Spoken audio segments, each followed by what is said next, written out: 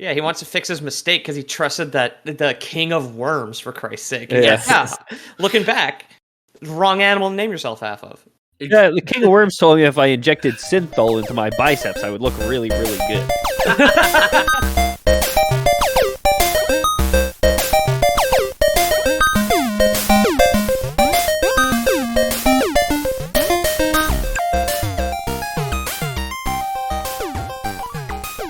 Hello and welcome back to another episode of The Lore Boys. My name is James Miller, and today, who else do we have with us? Welcome, hello, and back, Ethan.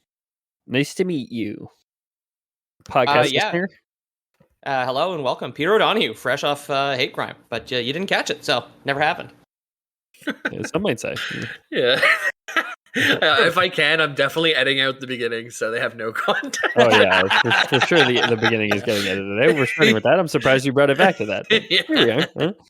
He didn't do a hate crime. He did a bad Steve Harvey impression off mic. And I called him out for it. So today we're not talking about Steve Harvey. We're talking about Elder Scrolls Online. Let's go. So in the Elder Scrolls universe, there is a very cool main story that I think any Elder Scrolls fan would be happy to go through and enjoy. But it is gated behind level caps in an MMO, which is a tough hill to climb for a lot of people. Just to not get to everyone's cup of tea. Yeah. Not everyone's bottle of skooma, you know? No, exactly. Yeah, it's not everyone's hate crime before the podcast. No. It's that thing that gets you real ready to go. Yeah. I forgot to write in, but I think we have a couple new patrons this week. We do, actually. Yeah. While you pull it up in the meantime, I can kind of talk that a few of us, actually all of us, picked up ESO recently. I had played it before, but Ethan and Peter tried it out along with Steve and Bobby, some of our friends of the show. And we had a good couple weeks where I was playing a ton. Pete was playing a bit, Ethan was playing a bit, and Steve and Bobby are still playing. And if it wasn't for network issues that I was having on my end, I would still be playing as well. I really enjoyed it. I really enjoyed playing alone because everything is voice acted, which is really interesting, and it's good Elder Scrolls questing. I really enjoyed blitzing through dungeons with you guys. I guess I felt like I liked it more than I did because the moment something else came out that I wanted to play, I have not touched ESO since. I switched to the System Shock remake.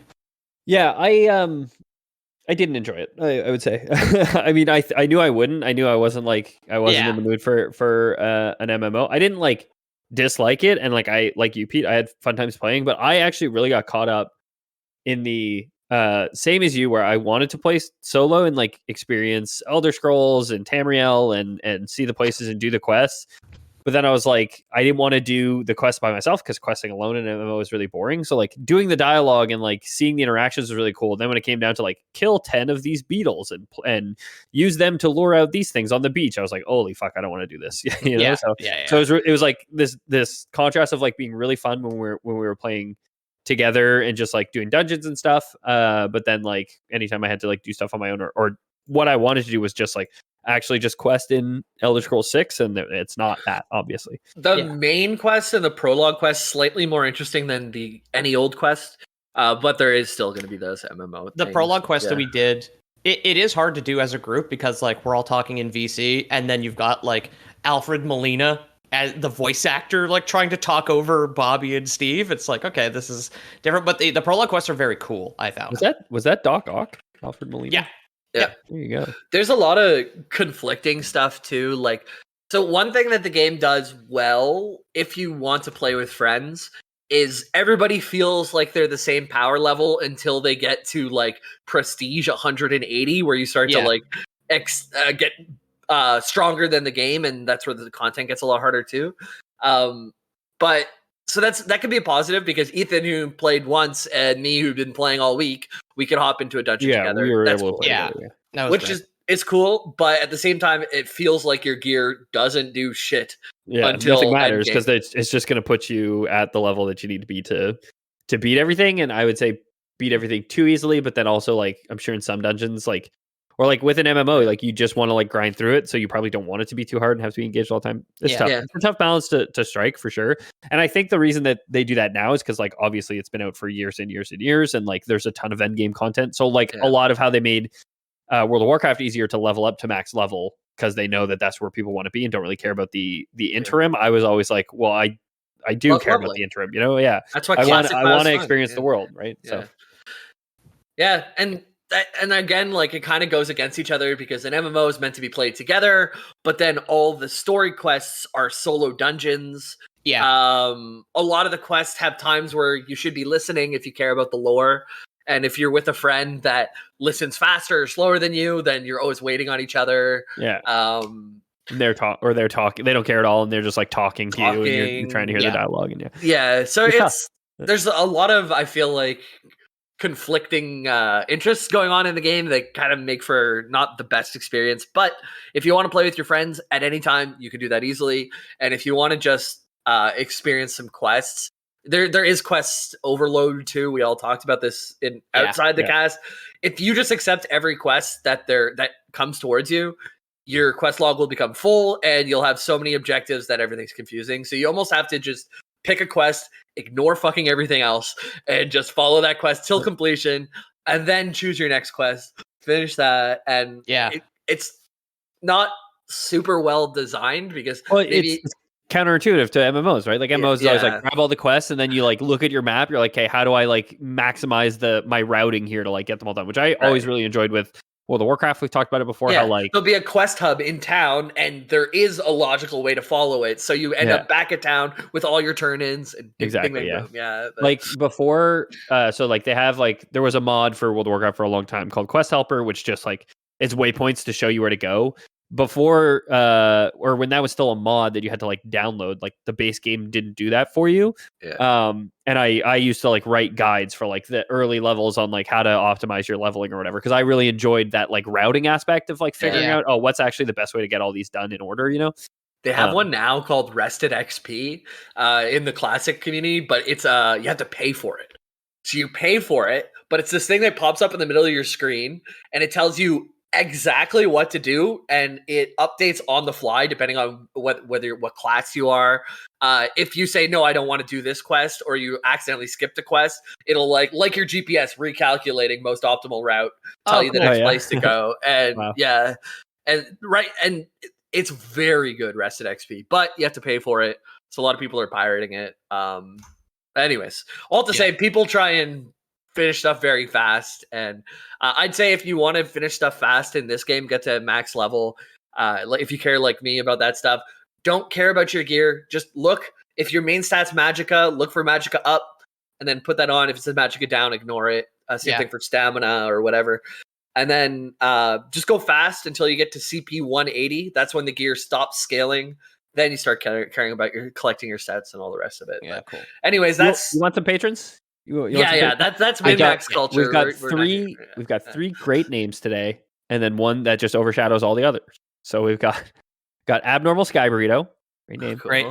Right. We got Fantailed Tomb, and we've got Justin Almeida, great names all. Right. And then we've got Pledged by when in the course of human events it becomes necessary for one people to dissolve the political bands which have connected them. Like just Chef's Kiss, great name. That's a name for your Patreon account. That's a lot of name, friend. But yeah, thanks so much everyone for supporting the show. If you want to become a patron on Patreon, patreon.com/LoreBoys. You paid for ESO already at this point because we got it for $7. Yeah, and that led to this episode, so I hope you like it. I bought it full price back in 2016 or wherever the fuck. That'll teach you. And played 30 minutes. All right. So we're going to get into the lore of ESO. The way that the lore is delivered to you in the main quest that I'm going to be covering is they had it capped. So you start off, you're on a main quest, then you get through the prologue kind of thing, and then you're in the game. And you have to go back to the Harborage to meet the Prophet every X levels. So it's like at level 10, 15, 20, 30, 40, 50. Okay. 50 is max. I don't know if that's the exact breaking up of it, but it's something like that. And I do think that they even removed some of those level caps because I was able to get to all but the last mission, this last playthrough, before, like way before level 50. So I think they might have removed the cap, but it definitely used to be the cap way. I don't know what it is, but I did have the moment where I spoke to the prophet, who's the main quest giver. Yeah. And he was like, okay, cool, you did that mission. Good job. Leave. Come talk to me later. And I left his cave, and as soon as the loading screen finished, it was triggered. Just like, the prophet wants to see you. I was like, all right. Yeah, the same thing is happening to me too. But anyways, all of this is stuck to that. And then the very last quest, you have to clear basically all the main story quest in Cold Harbor, which is Molag Bal's realm of oblivion. Okay. And then once you finish like the story in Cold Harbor, then you can go fight Molag Bal with the fighter and mages guild, and then eventually go back and fight with your companions. But we're gonna get to all that. Cool. What we start off with is in the second era in time-wise, 583 of the second era. It's actually both 582 and 583, depending on the part of the story.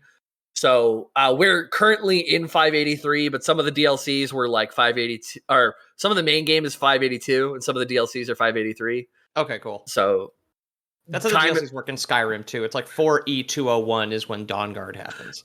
Right. So yeah, time passed in this game because time has passed in real life, and they put out a lot of content since, I guess. Right.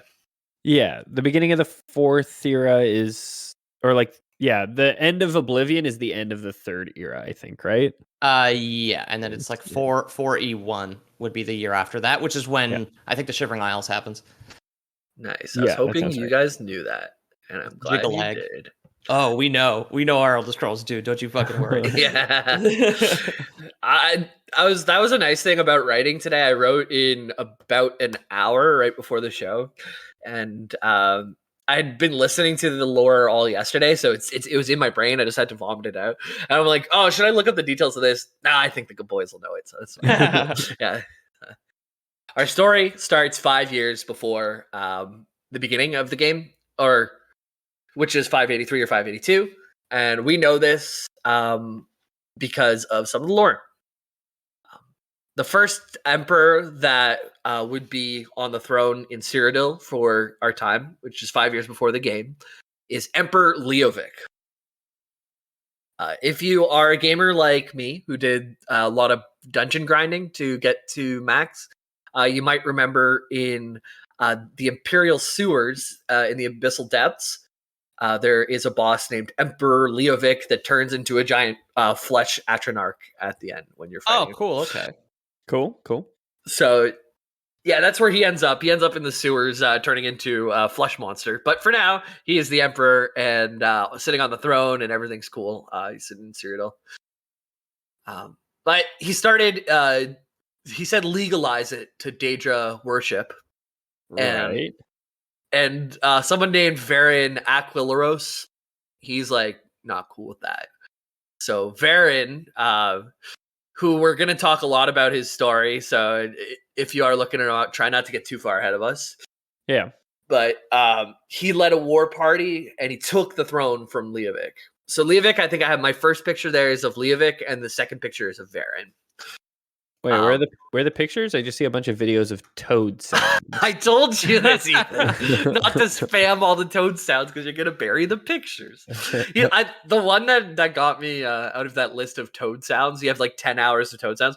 I like the 10 hours of silence interrupted by toad sounds. Yeah, 1 hour of silence occasionally broken by random toad sounds. So that's Toad from Mario, not Toad the animal. Yeah, and there's a Slode, I think, is a Skyrim monster. It's like a slug man. The Slode's a big toad. He's like he's a big frog guy. Yeah. Oh, he's a frog guy. Okay. Yeah. I beat one of them in the Somerset DLC. They sick the Slodes on Somerset, and then you have to beat it, and you find out it's Clavicus Vile just being himself. We talked about on one of the episodes. I think the Hammerfall episode about the Slodes and the various beast races, and I said maybe I would do an episode entirely dedicated to those someday, but I haven't done it yet. That'd be very cool. So this is Leovic is the dead guy on the throne. Is that what you're saying? Throne of Bones? Right now he looks dead there because that's where you meet him in the dungeon where he turns into a flesh beast. Oh, but he just covered himself in charcoal and decided to take a nap sitting up. in in the sewers. But I guess he's already dead and about to turn into a beast. But right now, as we know him, imagine him with shiny armor sitting on the throne because he's the king of the whole business right now. Sure. Yeah. Imagine him like less slumped over in that throne. It's like sitting upright properly, right? And like Yes. maybe like less sallow. Still skulls for hand rests. Yes. Yeah. Or imagine the living man throne. It's like got skin on it. It looks normal. It turns into a bone throne as he dies. Yeah. Thanks to Imperial Knowledge on YouTube, by the way, it helped a lot with my studying for this.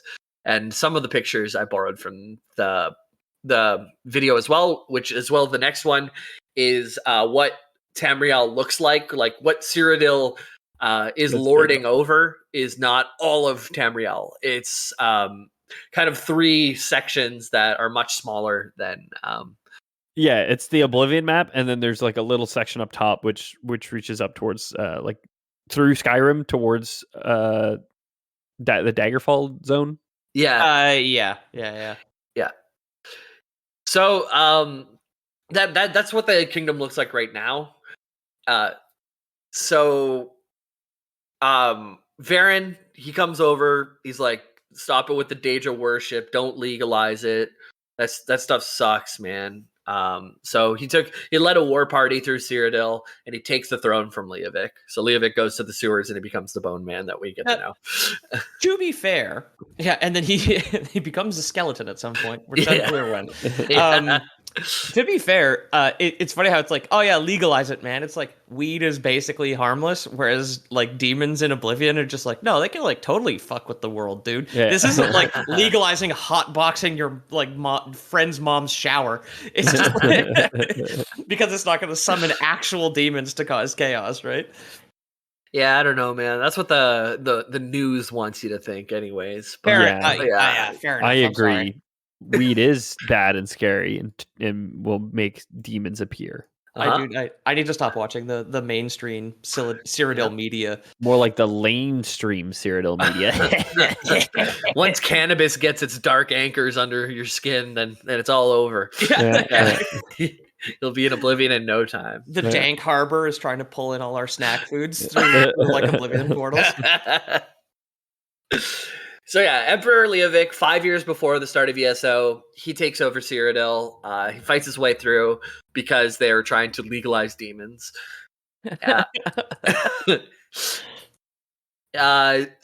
So yeah, when Varen held the throne, that's what Skyrim, or not what Skyrim, what Tamriel looked like. What Cyrodiil held is just a few pillars. It's probably like less than half of the whole kingdom.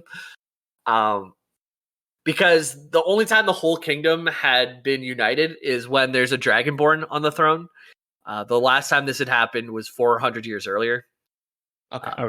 And when you say the whole kingdom, you're saying like the whole continent of Tamriel. The whole continent, except for I think on the right side, there's one continent that wasn't. I think.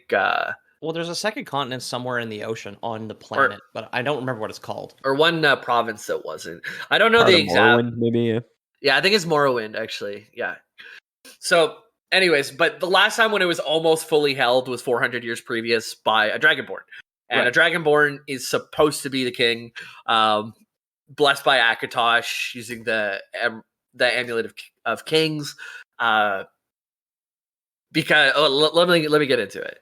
Because it's like a part of the magic, right? So Akatosh gave the Amulet of Kings. Do you remember who Akatosh is?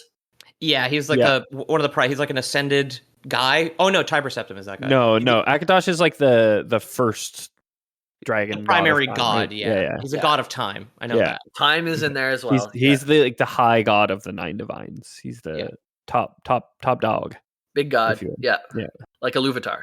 I think is he an aspect of Anu? Maybe, and then Padme is Sithis, I think is how it shakes out. I'm not sure. We did the creation myth a long time ago. Long time ago, yeah. Also say Akanosh is like he and Ariel. It's not Anu, it's Ariel. Right. Ariel. There's before the Ages of Man, this in fiction research tome suggests that he and Ariel are the same being, but further confirms that after his formation, time began. Right. So he keeps the time marching along. Akatosh also was the one who gave the Amulet of Kings, which if you played the game, that is kind of the thing you're chasing from the first main quest to like the second last main quest is like Amulet of Kings, Amulet of Kings. So what is this Amulet of Kings? It's also the plot of Oblivion. Yeah. Not even yeah, exactly. That's Oblivion. Exactly. You escape the dungeon and you have to go find Joffrey, who has the Amulet of Kings, and then he's like, "Boy, gads, I lost it. Zoinks!" And then he has to bring it to Martin Septim, who's like the actual legitimate heir, voiced by Sean Bean, who transforms into an aspect of Akatosh at the end. Actually, exactly. Oh, cool. Turns into a big statue as well.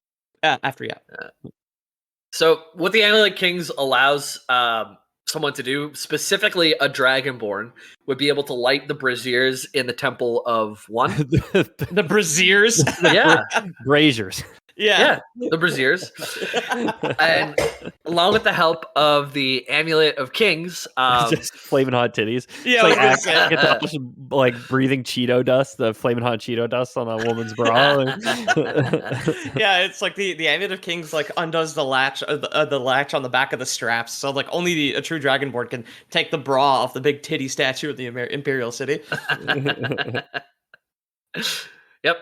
So if those braziers are lit by the Dragonborn, then it enables protection of the realm. Like basically an invisible cellophane goes over all of Tamriel, and they're safe from Daedric influence. The DaedraA can't invade if a big bra gets put on the continent. You could say to keep it safe. If you will, yeah.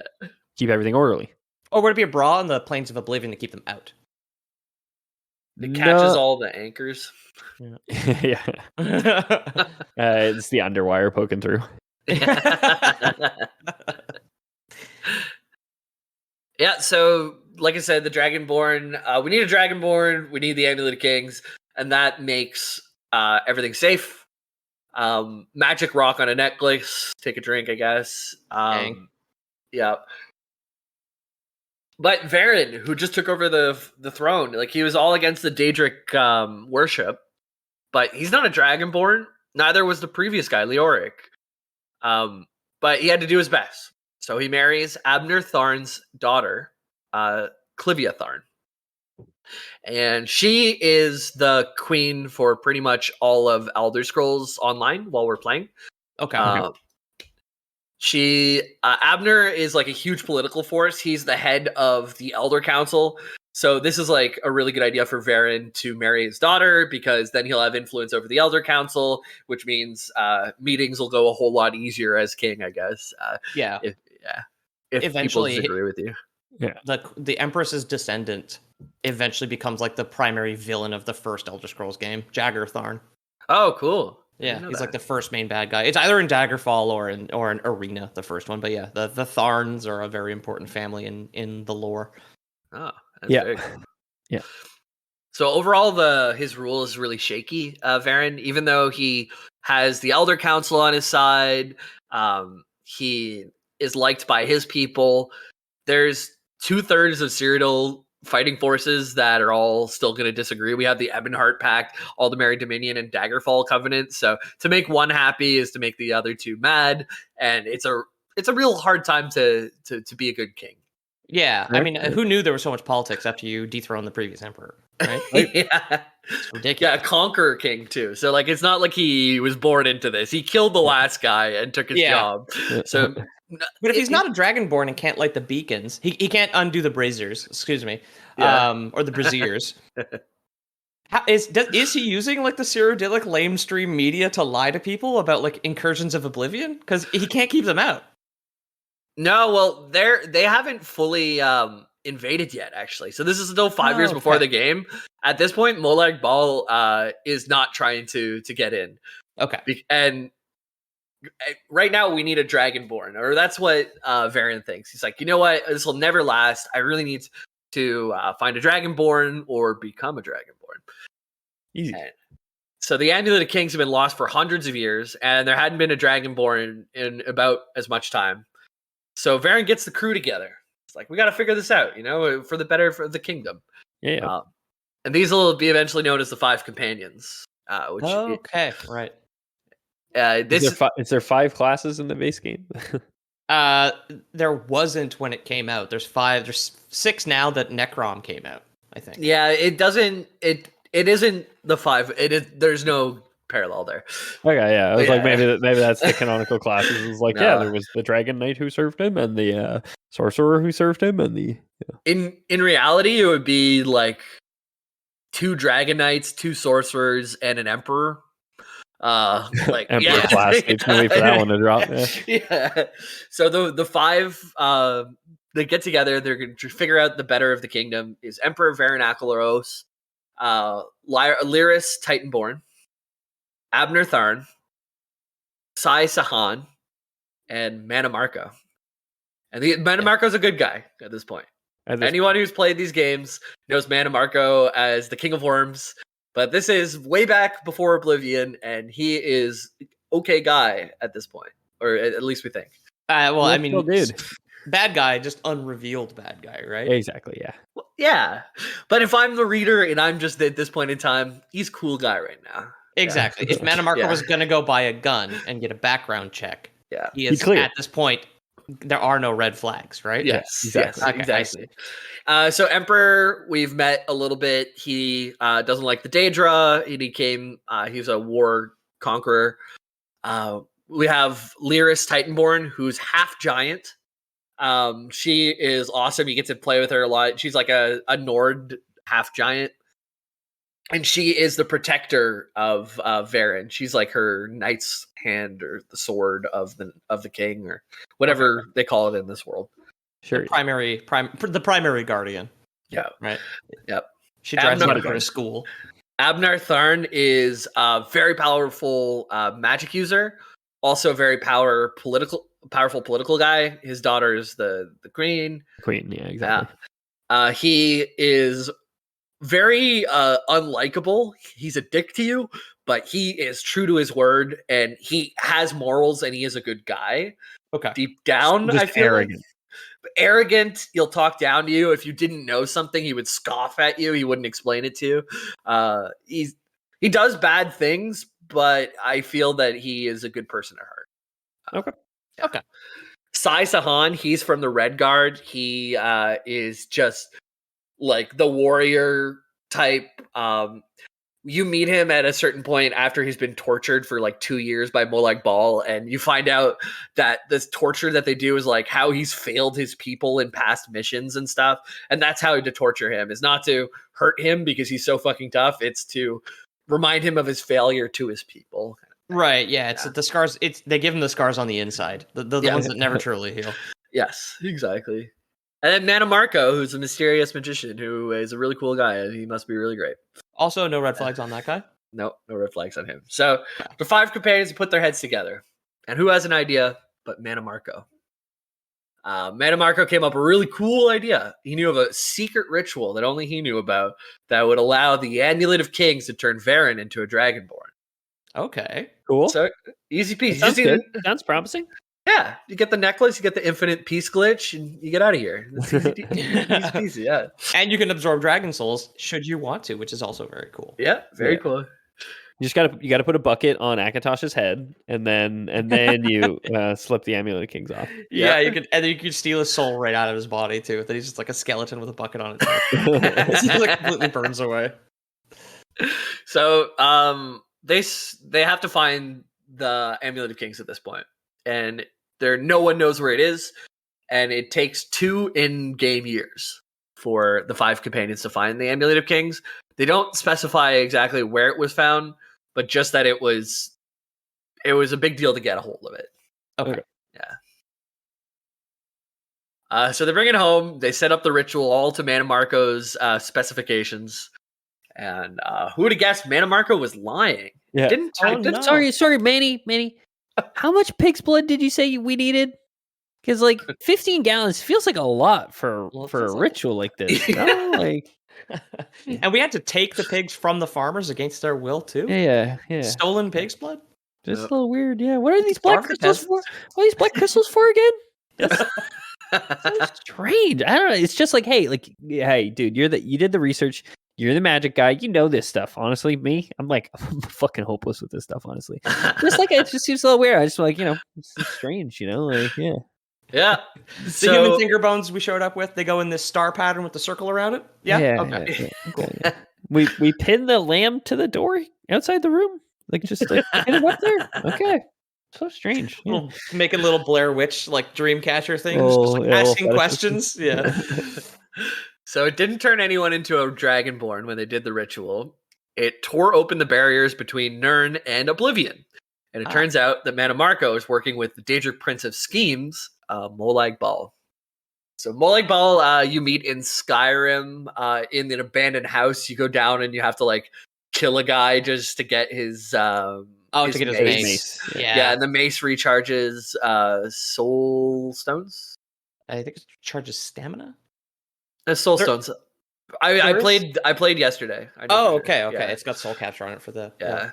What was I gonna say? Yeah, that's a great question, Skyrim. By the way, if for some reason you're gonna play the game for the first time, the haunted house in what is it? It's called House of Horrors is the name of the quest. It's a really good little contained horror mission in an otherwise like not scary at all game. I remember it creeped me out when I played it. Yeah, and you get to leave with a Daedric artifact, which is always fun in Skyrim. So. Yeah, and the second or third time I did that quest, soft locked the game because like the person that you're supposed to kill just like clipped out of world. I was like, you can't leave until you kill them. So, which is, I mean, classic Skyrim, right? Classic. Yeah. So this opens up the door for Molag Bal. Molag Bal has a whole plan where he's going to send dark anchors, which are basically like these big old claws that come down from the sky into Tamriel, and they click into basically USB dongles, and they pull bloop, bloop, and they pull the whole world basically towards Oblivion. This is made real in the game via world events. So you hear like this, like this almost war thing, and you look, and if you hear that noise, that means you're close enough that to see one of these things coming down from the sky. And you run over, and if you're near a town, there'll be 1,800 people, and everything will die in a second. Or if you're questing the place where no one is, you'll be there by yourself, and it will be a struggle to get it down by yourself. But you do get to fight off these hooks that Molag Bal is putting into the world. It's a very cool visual. I saw it. I've seen it happen, I think, once in the amount of time I've played in the game. It's really neat to be around. But yeah, Molag Bal doesn't stand a fucking chance with this kind of player base because his invading DaedraA get evaporated. Like the entire event takes a minute. The one like that's close to town, you can hear it from town too. So it's like everybody just hops on their horse and runs over and. And Molag Bal's always like, this isn't a victory. This is just delaying the inevitable. Fuck you, humans. Yeah. But I will safely disconnect my USBs from your realm. Yeah. So that's kind of what you're fighting off. And Mannimarco opened up the sky to all of this, being his bastard self. So this ritual also called something called the Soulburst, which I believe is the next image. This image with the spoiler tag up looks like you're gonna show us a picture of the Google Chrome logo. It's green in the center, and then it's like red, yellow, and blue around the outside. Yeah, it does actually. Maybe that's another map that I forgot to show you. But it is another map. Yeah. Okay. It shows the regions. It's the Ebonheart Pact, the Aldmeri Dominion, and the Daggerfall Covenant. And then it shows how Cyrodiil is the PvP zone. I expected more questions for the packs. That's why I had that one. Well, in the sorry. No, it's okay. I just had to be ready. My only question, and this, like, I was the last one to start playing ESO with you guys. My only question about the packs is why the fuck did we go with Aldmeri Dominion? That would have been my last pick. 100%. I always go Ebonheart whenever I'm on my own. I would have gone Daggerfall, I think, if I chose, but I would have been fine with Ebonheart. Because Bobby has the most experience with the game and told us to. That's why. And then in the end, he had to buy a transfer because he wasn't the one he told us. Yeah. Yeah. So funny. I went Ebonheart my first time. I played an Argonian Templar and just full heal build, and you instant queue everything, and everyone always needs a healer. So that was a very fast way to level up, actually. Yeah. Yeah. The next one we're looking for, which is the next image we're looking for, right? Yeah, not which the map. It's a called purple the explosion in the Citadel there. Exactly. The Imperial, yeah. The white gold tower. in the Imperial City that was an explosion. This happened when Mannimarco did the thing where he allowed when he opened the door for Molag Bal. Gotcha. It caused the Soulburst. It's a huge explosion within the city that caused mages to go mad for weeks. There was people on the other side of the world that like their stomach kind of turned if they had any magical abilities because they're like, oh, something happened there. I don't know what. Oh, okay, cool. Yeah. There's like small earthquakes and volcanic eruptions that went off. This just put the whole world from a safe place into complete unrest, and DaedraA are allowed in now. So okay, yeah. So what happened to the five? They were there, but they scattered after this event. Sai Sahan grabbed the Amulet of Kings, and he ran away. So he's a pretty noble dude, pretty tough dude. So he grabs that and he gets away because he knows we need to get the Amulet of Kings away because this is our only chance. Lyris Titanborn gets sent to Cold Harbor to become a slave over there. Right, yes.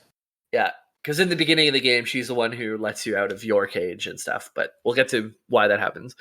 And Cold Harbor, again, is Molag Bal's Plane of Oblivion. Molag's balls. Molag's balls, yeah. Boys nuts. Yeah. I almost wrote in Molag cock and ball torture later, but I thought better against it. Thank you for refraining. Yeah. I appreciate your service. Yeah. One of my only complaints visually about the game, because it does look really good for an MMO, is the fact that Cold Harbor is supposed to be an exact replica of Cyrodiil, but like with ankle deep, like kind of like tepid sludge everywhere. It's supposed to be like a copy, but gross.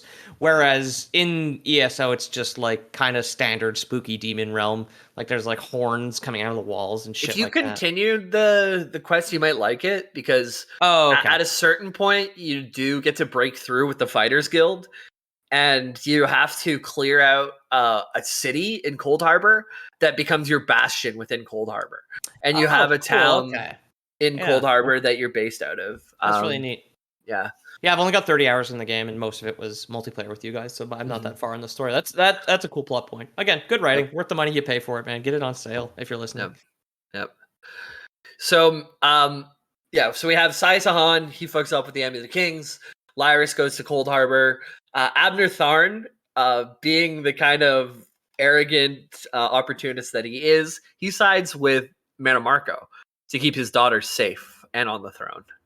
Oh, okay, yeah. So he's like, Mannimarco, no, so you don't need JB, like a good guy at heart. This guy. That's who we're talking about. If a demon was gonna kill your daughter, would you side with the demon temporarily to save your daughter?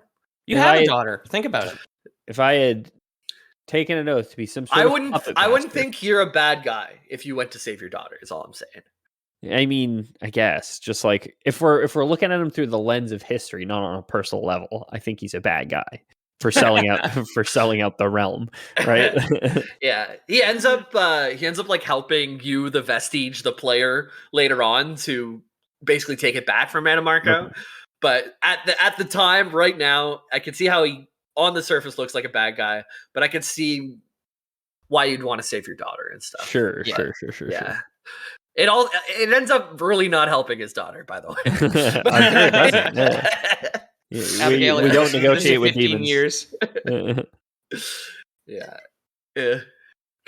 Okay, so Mannimarco actually ends up banning the Mages Guild from the city and blames the Soulburst on them, just even though it was him.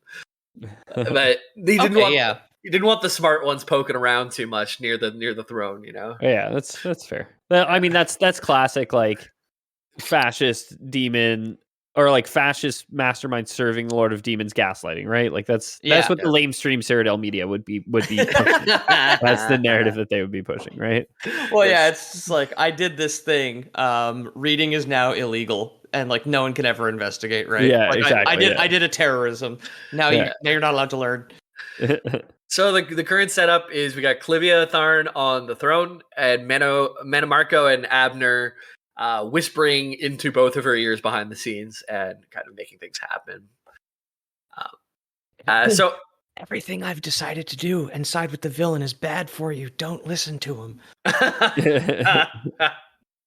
So Mannimarco bans the Mages Guild, like I said. Blames the Soulburst, blames the 9/11 Magic 9/11 on them. Yeah. And, Yeah, exactly. Which allows them to like go into war or whatever else. But also, like he also gets the queen into Daedric worship. It's like, oh no, but just like read this pamphlet. It's really cool. Oh, she's a hippie chick. Okay, I see. Walking around the White Gold Tower barefoot and shit. Yeah. Oh, hey, Clivia, how's it going? This? Oh, yeah, I was just doing some reading up on like one of my favorite authors. This guy, like Dr. Peterson, he writes some really interesting stuff about these guys. They're called like Daedric lords. It's kind of cool. I don't know. 12 simple rules for what was this worship. 12 simple rules for the Life? mage. 12 simple rules for gaslighting the population. Yeah. 12 simple rules for serving the master of schemes. These Daedra got some good idea. Every Daedra gets a wife. Hey, look, I'm not saying like all his ideas are great, but like some of this stuff, like, hey, clean your plane of oblivion. That's just good advice. Imperially mandated monogamy. Come on. Yeah, exactly. Hey, no one's driving vans into crowds in Oblivion. Just saying. Jesus Christ. Mannimarco, being himself, he's scheming. He's the future king of worms. He separates Clivia from Abner, so he starts whispering things into her ear, like your father doesn't have what's best in mind for you. He doesn't even want you to marry a Daedra. And all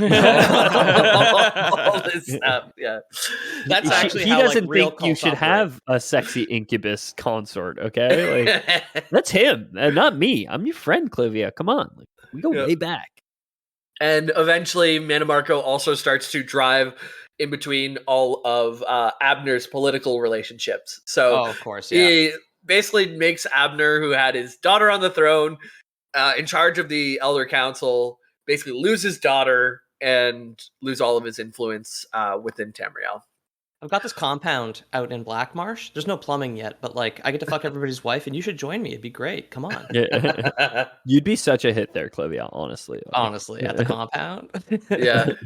So this whole thing, Abner, his fuck up, kind of set up PvP in ESO.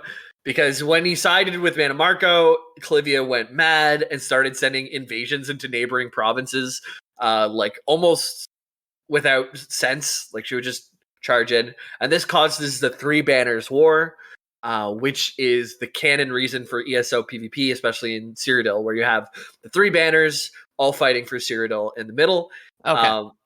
Which I think Clivia, by the time that you meet her in game, she's like crazy queen and no one actually supports her at this point, which is why there are the three banners and they're all fighting for the middle, which would give them like let them take control from her. Yeah, exactly. Gotcha. So canonically, that's why you have to save up all your points to buy catapults to take points in Cyrodiil, right? Yeah, and all that stuff. But Clavia Tharn keeps like falling over on flat surfaces, and Mannimarco's like, "No, she's fine. Just don't believe your lying eyes."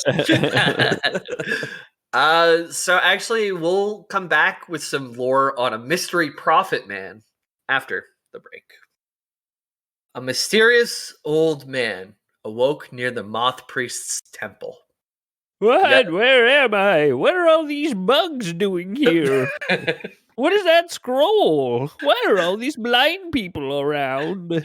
I was going to ask you guys, do you remember who the Moth Priests are? It looks the like only ones who could read the Elder Scrolls. The Elder Scrolls, yeah. They're the only guys who can log into Elder Scrolls Online.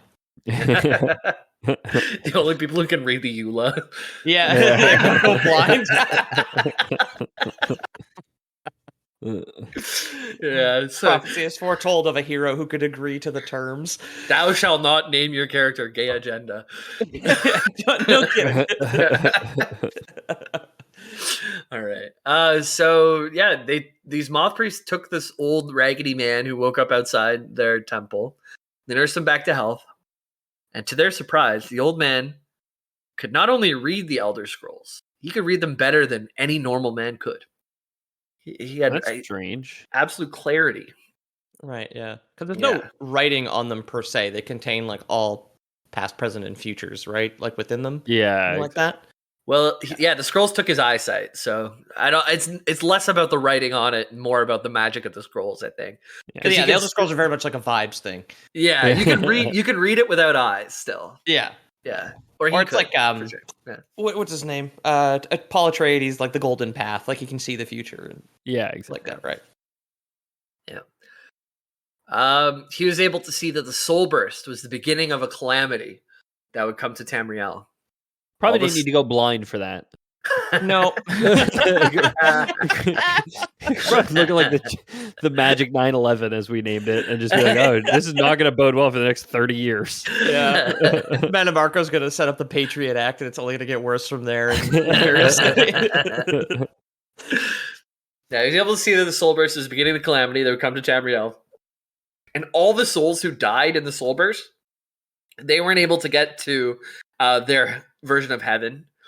They were all swept up by Molag Bal and taken into Cold Harbor. Oh, okay. Makes sense. Yeah. So now with Mannimarco doing his things, pretty much all these souls that are dying are getting swept up by Molag Bal.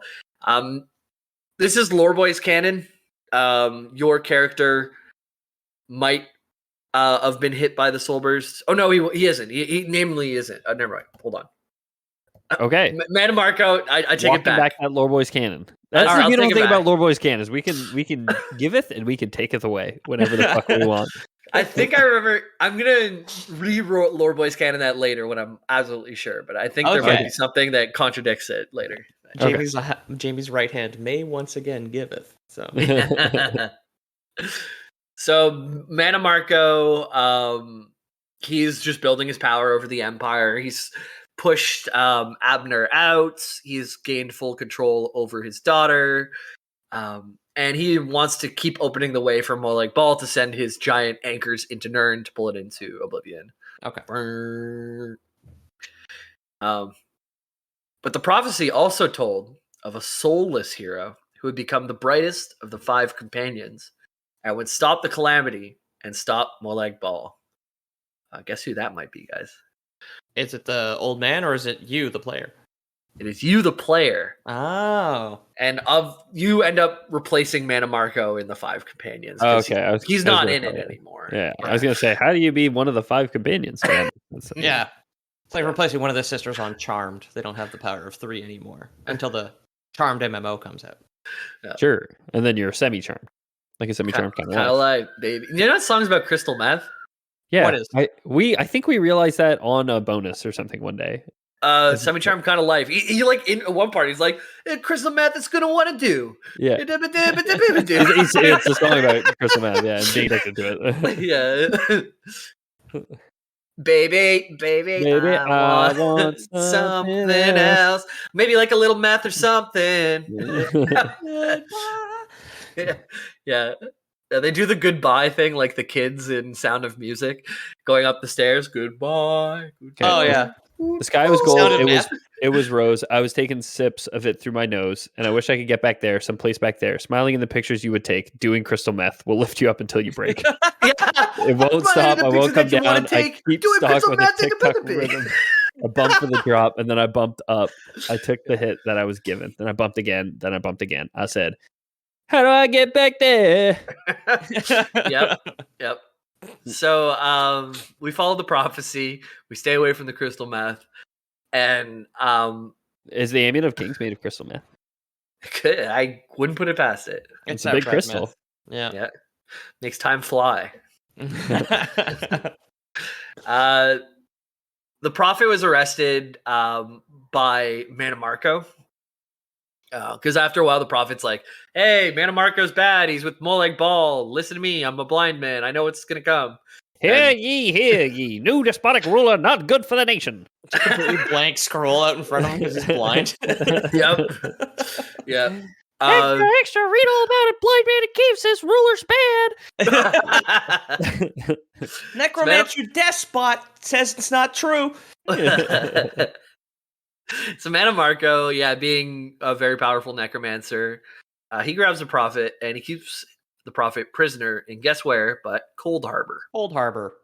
Cold Harbor, really, at the beginning of the game, to meet the 5 companions, it's like, go to Cold Harbor, free this one companion, go back to the Harborage, talk to this one companion, go back to Cold Harbor, free the next companion, and just come kill back a bunch to of Harborage. Mora on the way out. Yeah, exactly. See, and this that's is the how perfect example of like when I'm doing an MMO, let me free all 5 and then come back and we'll bang them all out at one after another. You know what I mean? Right. Exactly. And that's kind of how you get to know them. That's how they slow feed you all the characters so you're not like overwhelmed. Like, oh, there's a giant woman and a red guard man. How am I supposed to keep this all in my big dumb brain? Yeah. So yeah, the dark anchors start falling from the sky, pulling our world into oblivion, known as the plane meld. Molag Bal also uses any plane soul... meld. Wow, this is really starting to sound like Magic 911. No, man, jet fuel can't meld steel beams. That's what I was gonna say. Daedric planes can't meld the steel beams. But yes, it is the plane meld. Molag Bal is not only just causing the plane meld by sending the anchors down, he's using the souls that are dying on Nirn as fuel to keep fueling the plane meld kind of thing. Okay, yeah. That makes So a he's lot of sense jet now. fueling, Going... jet fueling the Yes. plane meld. Gotcha. Yes. Yeah. Never mind. Yeah. Khajiit fuel can't meld steel. No. I was going to talk about like an invasion thing, but it doesn't matter. P was going to make an actual good point, then realized my joke was too funny to continue on with his dumb, boring lore. So game starts. You're killed by Mannimarco, and your soul is sent to Molag Bal to fuel the plane meld, and your soulless body is sent to Cold Harbor. So you wake up in like in a prison, and that's kind of like the beginning of the game, being saved by Lyris. But this is known as being a soul shriven, where your soul is sent to Molag Bal, and your body is sent to Cold Harbor. I see. Okay. So you're soulless, and you're in Oblivion. Another soul shriven, probably the most famous in the game. Because he still has his mind, and he's been there for fucking ever. Or still has his mind in quotes. Is Cadwell, and Cadwell is voiced by who? John Cleese. John Cleese. He's great. Yeah, very nice. Yeah. He's very funny. He's like a little bit crazy, but also very helpful. And he's like somehow held on to his mind more than all the other ones who have become completely silent. He's like wearing like a colander on his head and playing a lute. Yeah, that's right. Yeah. he took the lean into it approach to keeping your sanity. Yeah, he's awesome. You could probably do an entire episode on him, but if you've played the game, you'll know Cadwell, and if you are planning to play the game, you'll enjoy Cadwell. Very funny character. So Lyris comes and rescues you, the half giant from the 5 companions, and you also free the prophet from Cold Harbor. And you escape back to Tamriel as soulless body, now known the Vestige. So you go back to the world, but without a soul. Okay. Yeah. You find out I don't need one, honestly. It's never done anything for me IRL. So like, why would my in-game character need one? Yeah. Honestly, it sounds like a lot of responsibilities not to have one, considering that a prophet just says that you're going to have to save the whole ass world. But yeah, but I am very good at procrastinating. So like, he'll tell me I have to do it, and I don't know how he's going to make me. You guys told me I had to do an episode for, where I said 1 p.m. on Sunday, and I started writing it at like 12 p.m. on Sunday. I'm sure no one can tell. What was your alarm for at 11:30? 10, and I hit the snooze until about 11:30. There you go. Yeah. But anyways, I did listen to this a lot, and I played it, so we know what we're talking about here. You find out that this prophet who can read the Elder Scrolls. Do you guys know who it is already? The prophet? No, I don't. We've mentioned him before in this episode. Oh, is it the original emperor? Varen Aquilarius. There we go. He went missing at the Soulburst, right. And then he woke up as like an old ass man. He like it aged him because some crazy magic stuff. I used to be king, you know. Yeah. Sure, you did, buddy. The stress of politics ages them like rapidly, right? Like The he's got stress the of being Obama like, gray hair. you have to go in like 20 days a year, you know? It's like, ugh. Yeah. It's such a stressful job. You don't have the whole context of him like beating the previous emperor and having then the civil unrest of a conqueror emperor and him wanting to be a dragonborn and all that stuff you find out a little bit later. But Okay. the reveal that he's the former emperor, this old man that you're talking to in a cave that you just saved from oblivion. Yeah. No, you couldn't be the king. We have an upper term limit on emperors. You're not allowed to run for emperor after you turn 65. It couldn't possibly be you. So that's a big reveal in like the second or third quest of the main story. Yeah, and he wants to thwart Mannimarco's plan. He's read the Elder Scrolls, and he is the one who basically made this all happen in the first place. Yeah, he wanted to become Dragonborn. Yeah, he wants to fix his mistake because he trusted that the king of worms, for Christ's sake. Yeah. Looking back, wrong animal to name yourself half of. Yeah, the King of Worms told me if I injected synthol into my biceps, I would look really, really good. I would look really strong, okay? So I woke up looking 30 years older outside of a moth priest's house. Yeah. I can't believe the Liver King of Worms was a gearhead the whole time, man. Yeah. So now, like I kind of said, video games, you go back to Cold Harbor and you bring back the Red Guard Sai Sahan, who does he still have the amulet? Does not have the amulet. I'm so glad you ran away from the ultimate battle to protect that thing, dude.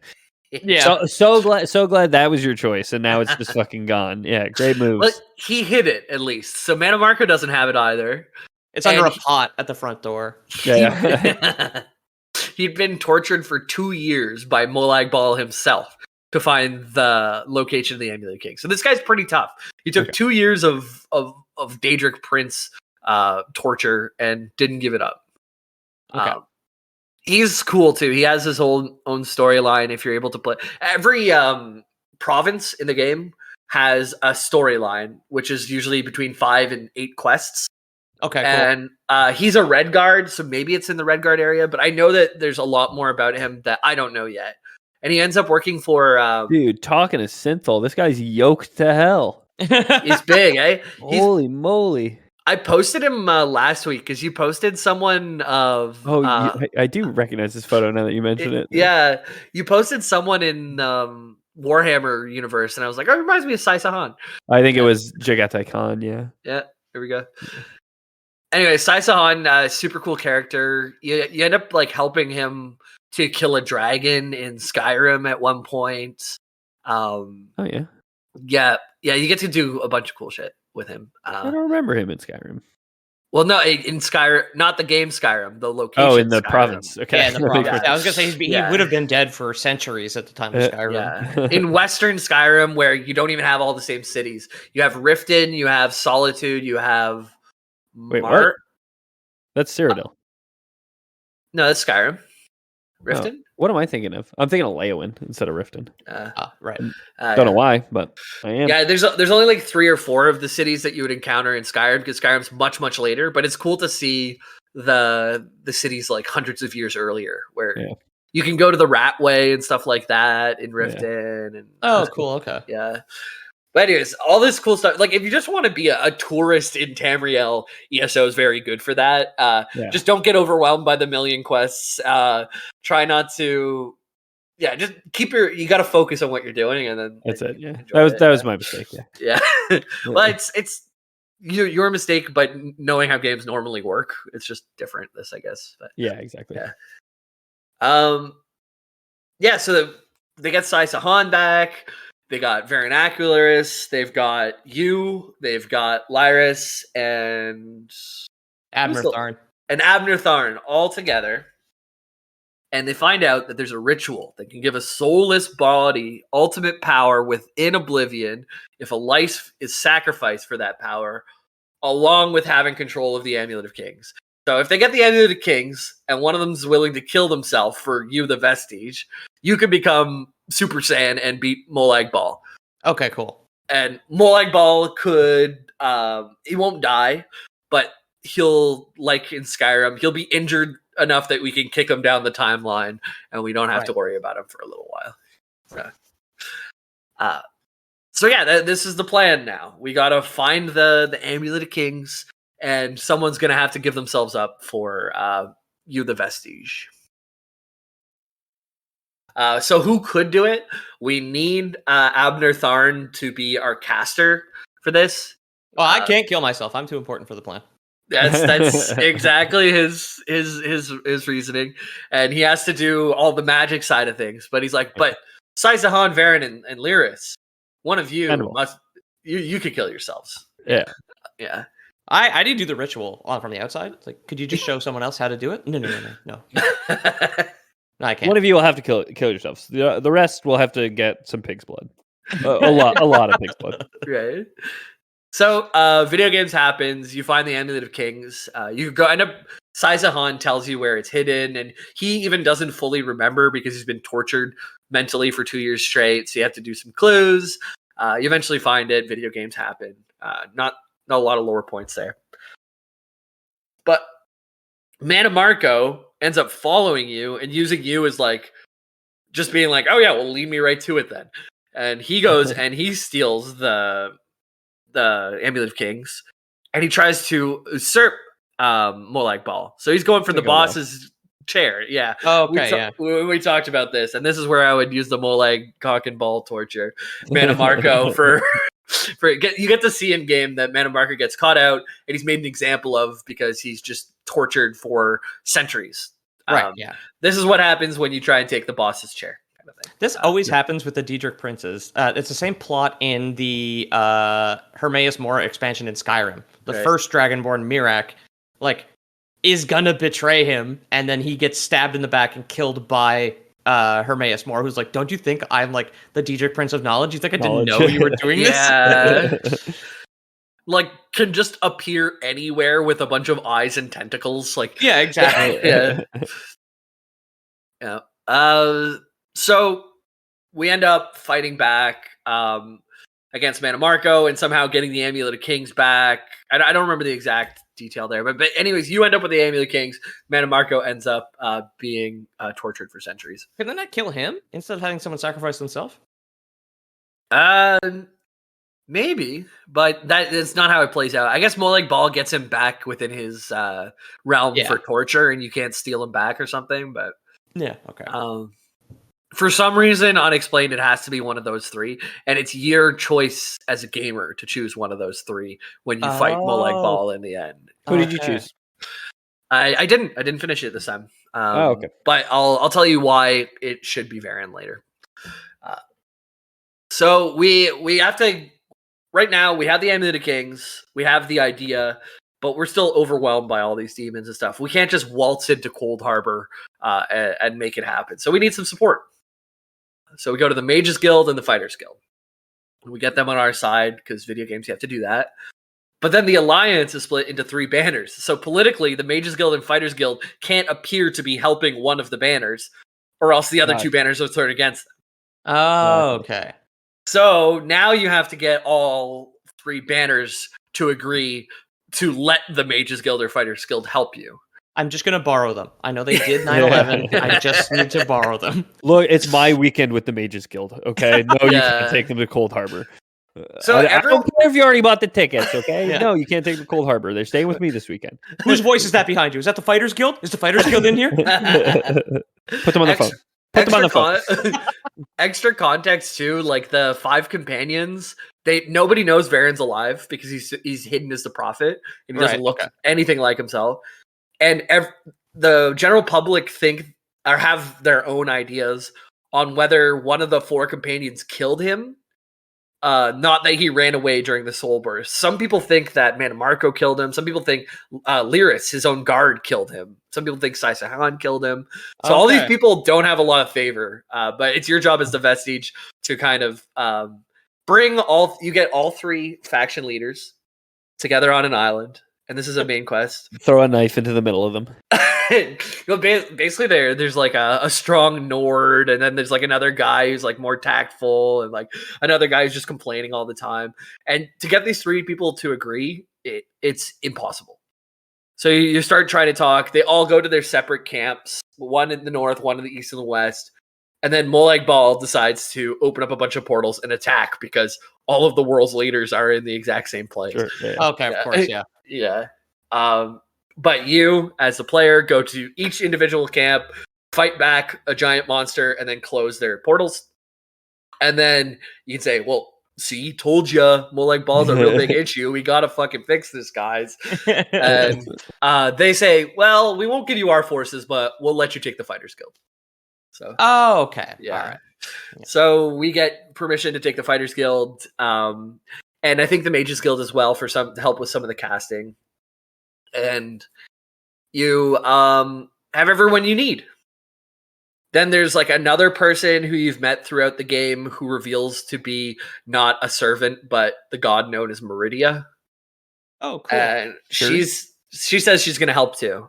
And she's going to come take the fight to Molag Bal's realm. So you have to go into Molag Bal's realm. You said the god. I did look this up. One of the Daedric princes, Meridia. She's another Daedric prince. Yeah, but she's like undead one. Yes, she hates undead. Of life and lady of infinite energies. She's tend to be known as one of the sort of good ones, like Boethia. Yeah. Right. But, yeah, is still a Daedric prince. But she is against Molag Bal. Boethia and Meridia both don't like Molag Bal, and Molag Bal doesn't like them. Okay. Yeah. I was just thinking back, when I went to Somerset, you get to see what's the one of spiders? Like Mephala or something? No, it's Vermina. Vermina? Spider one, I think, yeah. Clavicus Vile and Meridia are all there, and they all have their own interests, and you kind of have to play them off each other to get what you want in the end. Oh, that's cool. Yeah, it's very, very cool. Every story quest that I've done in ESO has been like good enough to be in just an Elder Scrolls game. Yeah, it is. But, it is Mephala. Mephala is the spider one. Oh, okay. Okay. Verbena is of nightmares. So I guess if you're scared of spiders, then right. Okay. Because I thought she had like the realm of. Well, I mean, I was wrong on the name, but the realm of spider webs is like her plane of oblivion, right? And like Verbena, very close to vermin. So yeah. Right. Anyways, that's just an aside, but there's cool shit that you get to do. But there's another one where you have a god on your side or a Daedric prince on your side against another Daedric prince. And Meridia, her whole thing is she just protects you from Molag Bal's onslaught while you're working your way towards Molag Bal himself. Okay, cool. You fight back his armies and form a stronghold in Cold Harbor. This is kind of what I talked about, where you get your own town. And then to get the last fight, which is to defeat Molag Bal and get your soul back, first you have to do all the quests within Cold Harbor. Oh, cool. So you fight on Molag Bal's front, kind of liberate things through story missions, and then take the fight to him. And in the final fight, you get to choose to sacrifice Lyris, Sai Sahan, or Varen. And I said earlier, Varen is the only canon choice because the only NPC to disappear afterwards. Oh. So interesting. Okay. If you kill Sai Sahan, he will still be in Western Skyrim waiting for you to join him. If you kill Lyris, same thing. But Varen, he is the canon choice. I think it makes story like symmetry redeems sense him, right? Right? It's his fault that Cold Harbor was pushing through in the first place. Yeah, he opened the door, so it's good that he closed the door by killing himself and giving his soul energy. And not only do you beat Molag Bal, you get your own soul back too. So okay, cool. Soul back into body. Imagine he goes in, what have I done? Yeah. Like you just start remembering. Where am I? You get like rapidly aged. You're an old man now. Yeah. It's cold. What are all those boats?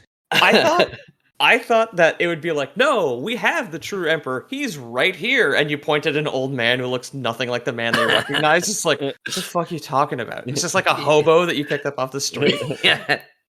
Altogether, I've had fun with ESO, and if my computer was able to run it at this moment, I would probably still be playing it. I'm going to come back to it. I love that we have friends who are sticking to it too. I want to try. There's a whole card game they introduced into the game.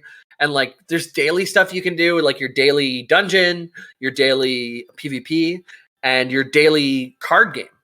So there's like a huge XP incentive to it as well. Is there an ice cream truck at your place? My phone, my alarm is going off. I'm like, Jamie's 3:15 p.m. alarm is going off just in case he has shit to do. Gotta get my day started, you know? Yeah. Oh, man, yeah. Like the sun's halfway down. I too.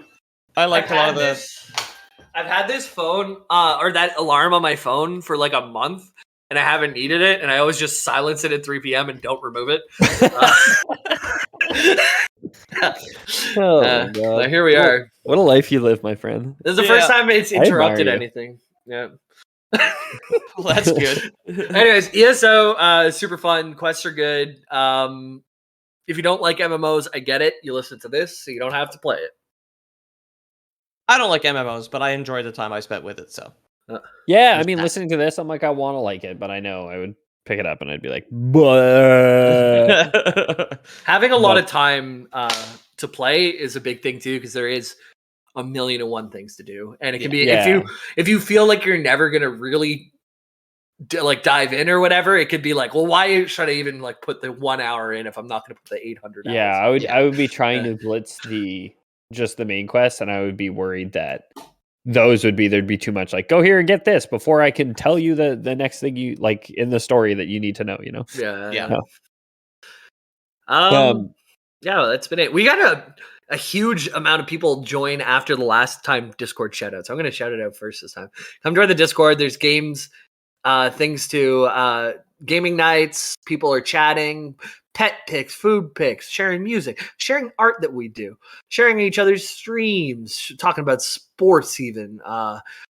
If you can imagine it, we'll keep going through the whole list of self-promo, out of context quotes. Here, I'll read the last out of context quote. I hate it when fluids bust from sheets. Jamie. Before that, World War II was just a drop in the bucket, says Pete. Eat shit, Betty White, says Ethan. I remember saying that. I don't remember saying any of that. I did hit him with the praying emoji, but I do not remember saying that. He should kill himself, Jamie. I might have said that again today. This about Varen, actually, because he should kill himself. But anyways. There's a lot of fun stuff going on in there, so get into the Discord and join the fun. Yeah, Pete, what's going on with Instagram, my guy? At Soulburst Podcast on Instagram. Send me memes if you want. Like our pictures, please. It's we're doing really well. We're very close to 1,000 followers, which is excellent. Otherwise, no Montreal Comic Con this year is the only real announcement for me. Yeah, we've got 2 guys need to be away, meaning the remaining dude who's going to be still in the country can't run the whole thing by himself. So it's just relieved. I didn't want to go. Well, you don't have to go. Yeah. Last year it was like fun. The after part was way more fun than the sitting in a booth for. It's basically like a nerd shopping center. It's not a cool like. I thought there'd be more shows and stuff. You know, it's neat. I mean, we're further from the pandemic now. Of course, it might be different this year, but just due to circumstance, it's I'm not gonna be there. Meaning, Lore Boys will not be there. So. If for some reason you wanted to come to Montreal on the weekend of July 14th, I'm not going to see you. Maybe we'll do a BoysCon. Try and track me down. I dare you. We'll do a BoysCon anyway. We don't have to go to Comic-Con to do a BoysCon. We should just do a mailbag if we're going to get together. Yeah. Cool. Thanks so much for listening, everybody. If you guys like the show, you can leave us a good review. Tell your friends how we grow the show. We don't advertise anywhere, so it's the only way we grow, and the only way we have grown is all thanks to y'all. So thanks so much. Big hearts for y'all. If you want to support the show financially, we do have a Patreon, patreon.com/theloreboys, where you can get access to the loser titles game that we play. You can get access to the episode art. You can sometimes get access to the scripts when I remember to upload them. I have a whole batch that I'm meaning to upload. Do you have a one example of a loser title that we've written down today?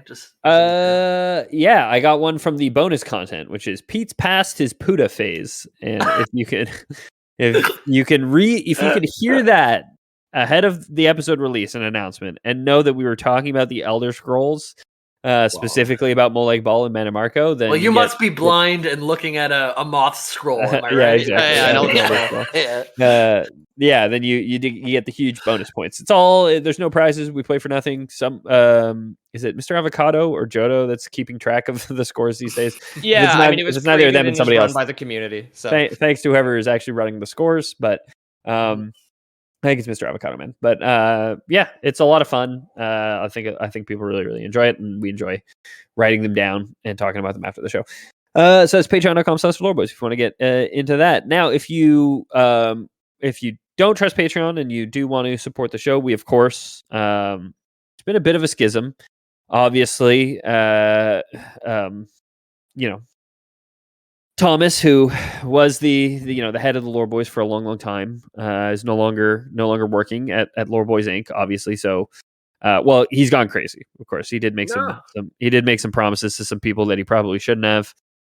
So now, me, Jamie, and Pete are a little split on how to run with the show. Obviously, so we're kind of forming our own alliances on the side, and we are looking for people to kind of back us up. So join under our banners. Please. I'll be mine's yellow. It's the Piss Boys banner. I'm hoping to transition the show to more like interesting alchemical research, things like that. Experimenting a lot with turning piss into gold by pissing on mercury and things of that nature. So I think it's the future, honestly, and I think we could make some serious money. I've been watching the news, and honestly, I think these anchors really are not such a bad thing. The news anchors? Yeah, the news anchor. Yeah, not such a bad thing. It's all about inclusion, and I really think we should be including Daedric princes in our day-to-day lives. I see. I'd rally under the banner that we've deified Fastidious Greg, another ex-employee of the Lore Boys. Yeah, where it's all to the worship of Fastidious Greg. Oh wow, your platform's really elevated him, and that's why I just cannot agree. I've never seen him piss on a pile of mercury. So he was fastidious. He got so mad with all the mercury I would leave out that he had to clean up. That's a real deep cut to some very early, very crunchy episodes for us. Yeah. So I think that would constitute a Lore Boys. Lore Boys. Lore Boys.